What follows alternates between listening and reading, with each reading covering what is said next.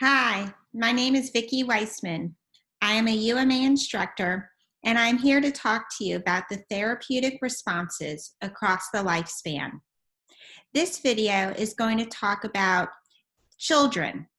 When we talk about across the lifespan, we talked about infants, and now we're going to be talking about children. Objectives, or in this video, we're going to be talking about how children grow and develop, some behavioral theorists about that, communication skills, therapeutic responses, the hows and whys, be about how children do the things they do and how they learn, and what are the best ways that we can communicate with them as healthcare providers. So to start, I want to say that I am a speech-language pathologist. I've worked in the field for 20 years, and I worked with children most of the time. So I have a good amount of knowledge in this area, and I'm excited to share my knowledge with you. I also have 3 daughters who are all past now the children's stage. I have a 13-year-old, an 18-year-old, and a 21-year-old. So over the years, I've seen a lot of different children, a lot of different behaviors, and I feel like I have a lot of knowledge to share. So let's go ahead and get started. I want to present to you 2 scenarios of a little girl, let's call her Katie, and she is going to the doctor's. She's about 3 years old. A child is typically within the age range of 1 to 12. From 1 to 2, they're toddlers. And then from about 3 to 6, they're preschool. From 6 to 12, they're school age children. After children, you get into your adolescence and so on. So we have our little girl named Katie, and she's 3. And she's been to the doctor a few times. Maybe she remembers the experiences or not. She pulls up in the parking lot with, let's say, her mom takes her. And she's excited and she's nervous. And we're wondering, how is this experience going to go for Katie? Well, she walks into the office, and her mom goes to the front desk, and she sees some toys to play with. And she says, wow, let me go play with the toys. And she goes and plays with her toys, and she's distracted. And next thing you know, she hears Katie, and she turns around, and there's a nice nurse standing there calling her name, giving her a nice warm smile, looking at her in the eye and saying, come on, let's go. And she goes with the nurse, and the nurse talks to her face to face in the eyes and has a friendly, nice tone of voice, takes her in the office. She lets her play with her stethoscope that she's wearing. She asks her questions. She really shows a lot of interest in Katie and how Katie is doing that day. She talks to her mom. She gets some information. She makes Katie comfortable. And all of this distracts Katie, and the next thing you know, Katie's like, oh, it's time to go.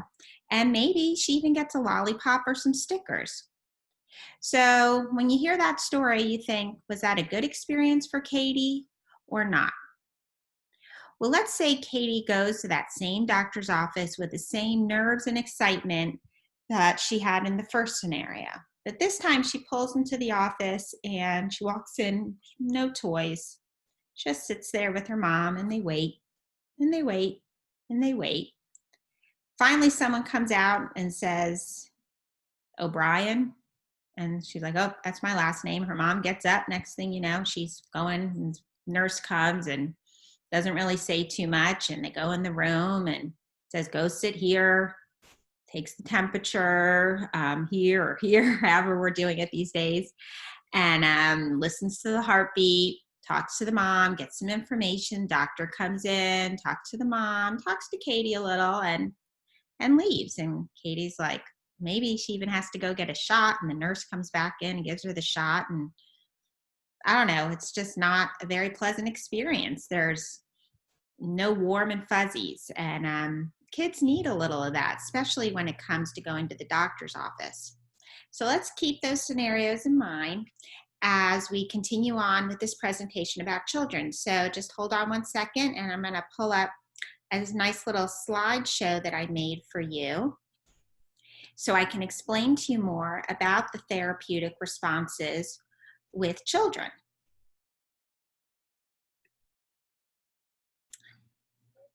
And okay, I hope everybody is seeing my screen. So let's start. Let's see. Here we go with the first page. Okay, the therapeutic response across the lifespan. And this time we are talking about children. So let's think about children. A brief summary of children.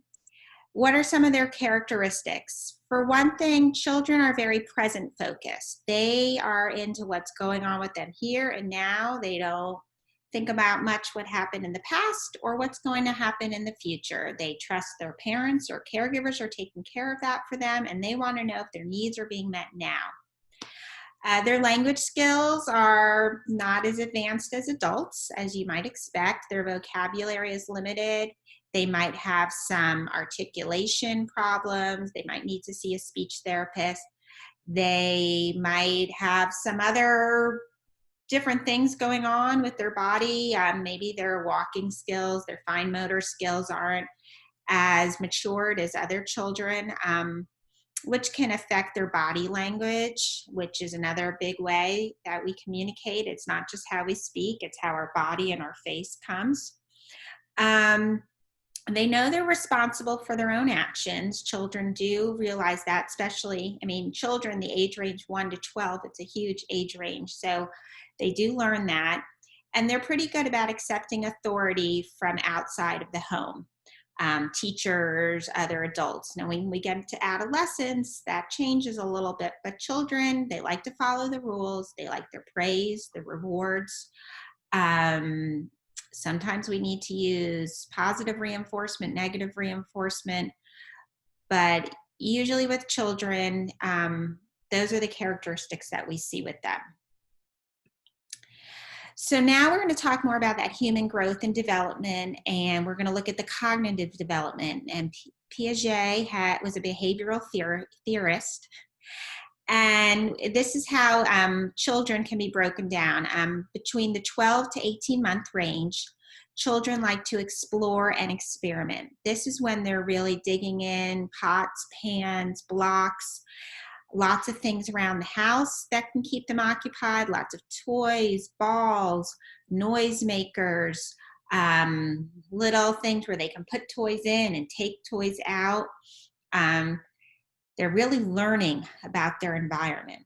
From 18 to 24 months, they take that knowledge and then they start maybe associating more with an imaginary friend. Some kids do that, some kids don't. They also are learning to speak a lot more. Their language is really growing and developed from that 18 to 24 to really 3-year level. For a normal developing kid, you're really going to be able to learn to understand them. Now, some kids are going to have language delays or speech delays, or maybe you can't understand them as well, and that might be when a speech therapist needs to be called in. Some kids might have trouble walking and running, and a physical therapist might need to be called in. Or they might have trouble with their fine motor skills, grasping forks and spoons, pencils, crayons, manipulating toys, and that's when an occupational therapist might come in. From 2 to 6 years, children don't really understand all about reality. They know what's going on with them then and there. They don't really understand how something can change and then come back to its original condition. They're just thinking about what they see in front of them. The way it is the way it is. They don't have that abstract thinking yet in their brain. That hasn't developed yet. From 7 to 11 years, they have further matured cognitively. Their attention, their ability to focus is improved, which is why, in school from like kindergarten to 5th grade, you're going to see a lot of attention and more sophisticated learning and expectations out of the children. They learn to understand another point of view and that things can be reversed, things can change. They kind of have a growing mindset. So now we take this information and we break it down just a little bit more about children. They don't usually understand what is happening to them. Sometimes they might feel like they're being punished when they're not. We really need to take time to explain things to them, especially when you're in a healthcare setting. If you can sit with the child and look them face to face, it's very good to be at the same level. Nobody likes to be looked down to. So if you can look at them face to face and speak with them using vocabulary that they understand, especially if it's medical terms, you want to break it down into words that the child comprehends. You want to make sure they're listening to you. And one way is to maybe ask them to repeat what you said so that you know that they're understanding what you're telling them. You also want to have a consistent routine. If any of you have gone to a pediatrician's office, a lot of times those offices really do like to have a routine with the kids. Kids, as adults, like to know what to expect. It really makes the communication process easier for everyone when, as much as possible, we can tell them what to expect, especially if they're in an office where they might get a little anxious or nervous. Having routine, going back to the scenario I talked about earlier, not having to wait too long really can decrease your anxiety, a child's anxiety. They don't have too much time to think. They like to move, they like to keep it going. Don't give them too much time to think about something, and then that can keep them in a better state of mind. You also want to take the time to look at how the child is communicating with their parent or caregiver that's with them. That can make a big difference in what the child's like, how they're going to respond to you. So you really got to keep that in mind and watch, be attentive to what you see, and sometimes you need to really kind of read between the lines. All those things are important when a child comes into a healthcare setting. So let's think about how we're responding to children. First of all, we're looking at our environment. What is the environment that the child is coming into? When you think of typical elementary school classrooms, you think of lots of colors, things on the walls, and in general, that is a great welcoming environment to give to a child, make them feel safe and comfortable.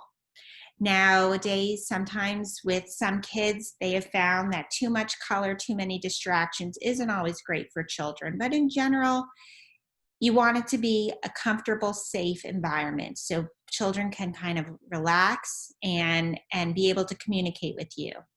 You want to establish a friendly relationship. You want to let them feel like they can trust you, that you are there for them, and that you have their best interests at heart. Ways to do that is, like I mentioned before, how you speak, the words you use, the tone of voice, your facial expressions, the level that you're talking to them at. And also, you have to feel comfortable within yourself. Sometimes children can be challenging. They're not listening to you. Maybe they're acting out a little. They're crying. You got to be confident. You have to be the professional. And if they feel like you are confident and you know what they're doing, they're going to follow suit, because children, they feed off of adults. When they feel like adults are happy and good, they're going to feel happy and good. Giving choices. As we know, for those of you out there who are parents or have been around kids, like all people, they want to have choices. Now, you have to be careful, of course, because you don't want to offer a choice that you can't provide. So whether the child's going to get a sticker or a lollipop, or whether you're going to look in their eyes first or their ears first, or they're going to run in place or bend over so the doctor can look at their spine, or you want to give them choices. Maybe you want to let them play with the stethoscope and listen to your heart, and then you listen to their heart. Like, you take turns with them and just try to make it a fun environment, not intimidating, not anxiety provoking. Like I mentioned before, you really want to try not to keep the children waiting. If they have a 10 o'clock a.m. appointment, you want to try to get them in that office as close to 10 as possible. Of course, sometimes those things aren't in our we're not able to always do that, but a good pediatrician's office or office that deals with children is going to really try to get the children in and out, because that'll make the parents and the children happier.